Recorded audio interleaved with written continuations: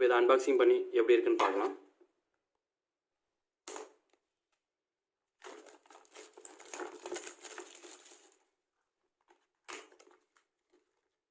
Box open பண்ணோம்னா நம்மளுக்கு ஒரு கியூப் ஸ்டாண்ட் கொடுத்துருக்குறாங்க. அதுக்கப்புறம் கியூப் கொடுத்துருக்குறாங்க. இந்த அக்சசரி பாக்ஸில் என்ன இருக்குன்னு உங்களுக்கு ஆல்ரெடி தெரிஞ்சிருக்கும்.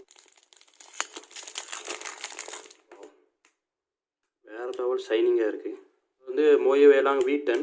இது வந்து மோயோ மேலாங் V2. கிட்டத்தட்ட யூவி கூட வந்து சேமான இது தான் இருக்குது. ரெண்டுமே பார்க்க அப்படியே சேமாக தான் இருக்குது. ஃபஸ்ட்டாக நீங்கள் பார்க்கலாம்.